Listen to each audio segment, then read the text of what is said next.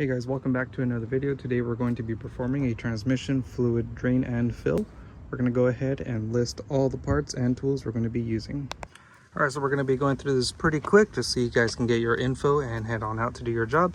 You're going to need a 3/8 ratchet, 12mm socket, the gasket for the drain plug, catch can, 4 quarts of the Honda transmission fluid, and a really long oil funnel.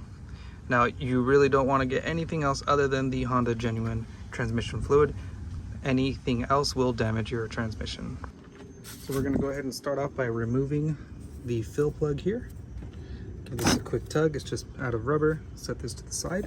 We're going to lift the vehicle and show you the drain bolt. Now, if you're unsure if you have the right fluid for your car, look at the fill plug. You'll see right here, HCF2 required. HCF2 transmission fluid, so we're good to go. And just one quick tip: if you have the V6 engine, you're not going to be using this fluid. You're going to be using regular automatic transmission fluid from Honda still. But if you have the V6, do not use this. Underneath you'll find a skid plate here. You're going to need to remove this to gain access. It's held on by a couple of these twist tabs. They are a lot harder to remove and install than they look, but it's basically you twist to the left to unlock, twist to the right to lock. Once you remove the cover, you're going to find this drain bolt here. This is a 3/8 side, so your 3/8 ratchet is just going to click right into here. No need for any sockets. Now make sure you angle the flow of this to your pan so you don't miss. You can even hold it up like this just to kind of give you a head start. Okay, and just stay here a little bit because you're going to need to move this pan as that transmission fluid starts draining out. And we are expecting to get about 4 quarts of this fluid. Now I went ahead and lowered the car back down to being flat just so I could have the fluid drain out the rest of the way right here. Now the drain plug here is magnetic, so it's going to be grabbing onto a lot of shiny material. Just grab a shop rag or a shop towel, clean all that off. And then we're going to replace this gasket right here.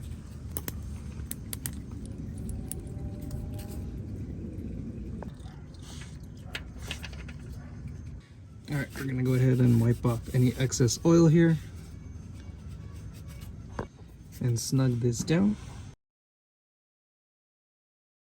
Alright, so now we got the funnel straight into the fill hole here, and we're going to put in 4 quarts of the transmission fluid. Alright, so now that we have the transmission fluid filled up, what we're going to do is you want to locate the drain again, and then right above it, right here, is what we're going to call the check bolt.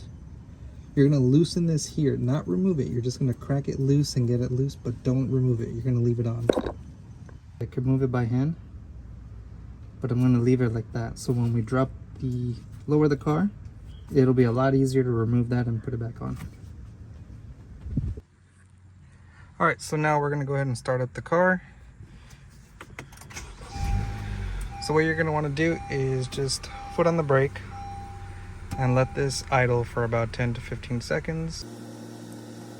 And you're going to go through all the gears and leave it there for about 3 seconds each gear.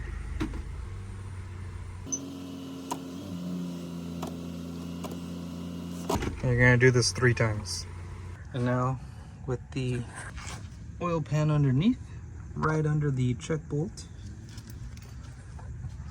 we're going to reach down in here. There you can see the bolt. So we're going to reach down in there and loosen that up. You're looking for dribbles of oil to come out. So right there you heard the oil starting to dribble out. So that's at the good level. You don't need to replace this gasket, but I'll go ahead and put the part number down on the screen for you right now. But you can easily just put this back into the car and tighten this down. Alright, so that's the end of the video. Now all you got to do is just test drive the car, just double check underneath, make sure you have no leaks, make sure everything's tightened down. Put on the underbody shield if you had one. And if you liked the video, if I helped you save some money, if you learned something, please consider subscribing, and I'll see you in the next one.